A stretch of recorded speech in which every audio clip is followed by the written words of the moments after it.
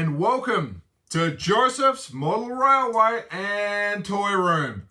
Thank you so much as always for joining me. Bit of housekeeping, you don't need to like, follow or subscribe. I just put the videos out there where I can. Have a great time doing so. And if it looks like I'm a little bit uncomfortable in this shot, you'd be right. Because, that's what this video is going to be all about today.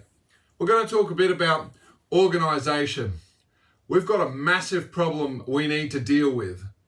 But it's not all bad news, because I'm going to share some wonderful tips about when it comes to landscaping, the way I've been keeping myself organised with things like bushes and static grasses and things like that. But ladies and gentlemen, let's just switch the camera over now and share with you basically a bird's eye view of me standing over in the corner and what I come in and look at every time I'm walking into this room.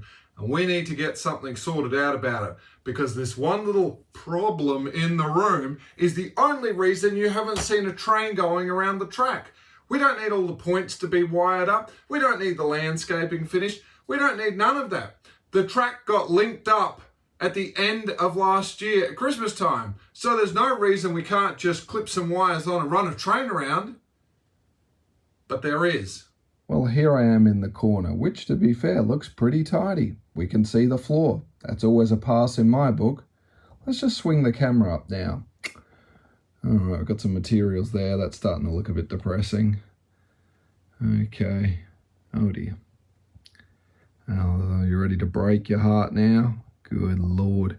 How am I supposed to run a locomotive of any description around with all this nonsense in the way?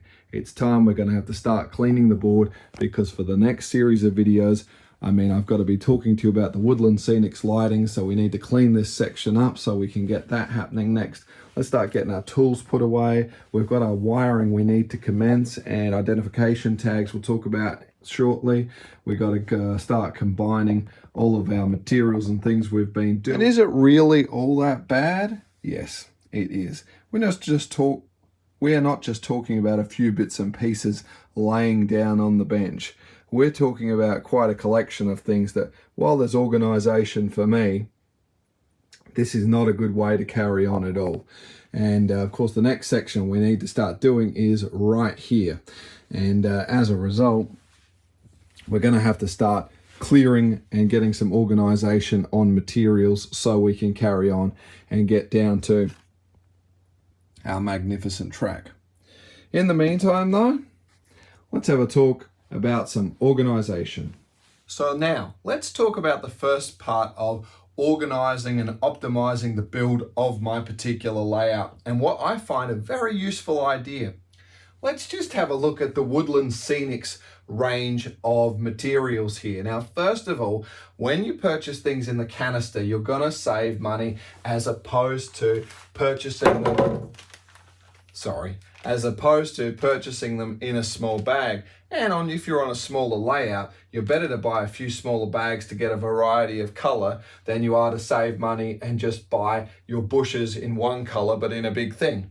The other great thing is, on average in Australia, certainly any one of these canisters, as you can see by the prices, I'm paying on average at about $30, $35. And from that, I still need to send it, and it's a little more expensive to send. So all up, if I was buying them individually, we're looking at least $50, $50, $50. If I buy a few at the same time, of course, some saving. Why am I saying it? Is with the smaller ones, because you don't always, these go a long way, you can simply just jump on, buy a few different bags of the different colors you want, get them all put into a post satchel. You could probably get 12 of these into a post satchel, so postage is $9, and that is a great way to go. And that's going to become exceptionally useful as we keep going in this section. So if we just come over and look at some ballast for a minute, the traditional canisters that Woodland Scenics provides are quite good. And let's appreciate the usefulness that in the lid, there's two ways to use the lid. The first one is we can decant directly straight out onto, your spoon, or however, if you need to just get a lot of it out at once, or get it out to put into your ballast spreader. The other way, and again, the other half is we've got the small little dots where we can shake it out, which if we're using something like a blended turf, or we were using some flock or something like that, just dusting it over lightly, that's really, really practical. So fantastic. However, there is a bit of a downside, and that's where we're going to come over to the bushes. Now, what happens is when I'm working on a section, I said I want a row of bushes here, I'm literally going to come down with some PVA, lay it down, and then take my bushes and stick it on there, and away we go. Seems pretty straightforward. But herein can lie the problem. Let us just take our medium green bushes at the moment. Okay, well, first of all, let's look at this particular canister. If we were to open up with the shaker side, the bushes are clearly not going to come out of there. If we open up onto the decanting side, it's a little bit hard to get your fingers in because these things clump together. If that wasn't bad enough, what happens when you just take the entire lid off and go upside down? Do you see my point? It's really not that simple. And even with your fingers as you go in, it starts to get problematic. Now I can loosen it and shaken it, but over time, it's still going to become a little bit of an issue. So I have a better way. Ta-da! Yes, indeed. I like these little storage boxes. I think these are wonderful, and let me show you why. So we have our different compartments, and if we just open this up at the moment, you'll see we've got our forest blend, we've got our light green, our olive green, and our darker green here. Now, you'll notice, and we'd put another one in, when I dig up another one, I may end up with a different one from Nock, I think, possibly. We'll see what happens. The point is, you'll notice there's this compartment here in the middle that is empty. What I generally like to do, and when I'm landscaping, and especially when I was doing the golf course using some different colors, what I'll do is I'll take a pinch of this, a pinch of this, and a pinch of this, and have them in the middle. That way, as I go along, I've got everything I need at once. If I need a bit more green, well, I can go straight from there. And the good thing is, it stores nicely. I don't need to label them because they will match up respectively with what I have. So when it comes to doing the bushes, this is a magnificent way to go. Let us now draw our attention to static grass and how I'm getting away with a rather interesting way of doing it. So what I've literally done is when we buy our static grass, it does come in the respective packets, and you'll end up using some of it, putting a peg on it, or maybe storing it into jars and other things. What I found to be quite useful is, again, buying the same type of container in a bigger size. I purchased my particular static grass, I'll cut the corner off the packaging of it, and I just attach it with the tape on the inside. So literally, as you can see, I've got my 2 mils up here, albeit that's a 7, and 4 mils down here, albeit that's a 12. And of course, we're literally going with our light, mediums, and darks from here. So if we just open this up for a minute. Now, this particular compartment, which is being used with the darker 4 mil, that is 2 entire bags sitting in there at the moment. So you can see I've got quite a bit of depth.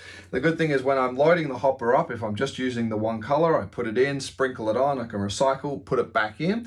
And if I'm sort of doing a bit of a mixed color, I might take a pinch of this, a pinch of this, and 2 pinches of this one, add it in, shake it up, sprinkle it on, and I can recycle them later accordingly. But I think it's a very, very good and easy way that I can stack it, store it in a drawer, not need to worry about it, not worry about losing the bag and, oh, I don't know what it was. Was I using a Nock? Was I using a Woodland Scenics? Was I using the Pico? A fantastic way to go. So please make sure you get organized in a good way. And for my static grasses, I think this is an absolute winner.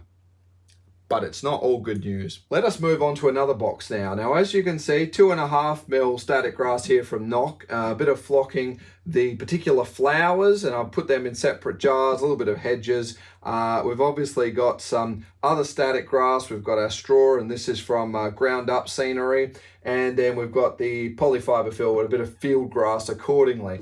Sometimes things don't always fit the way they should. And you can probably see with that yellow there, something went wrong and I dropped something in there. It's getting a little bit mixed up. To be fair, I think it just was when I was unloading the applicator.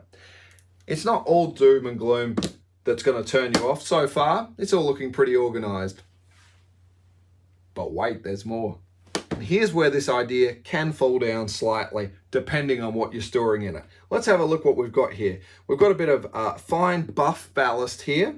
We've got some medium brown talus, and we've got grey fine talus, and we've got some fine cinders. Now, I think as soon as you probably see when I open what's happened, when I was decanting, we ended up with some going in here, and vice versa, some went into there. So as you can probably clearly see, it wasn't good, and trying to pick them out is a bit of a nuisance. Your better thing is to just deploy accordingly, and it's probably not going to be the end of the world, but make sure you stay contained within your box as you're doing things.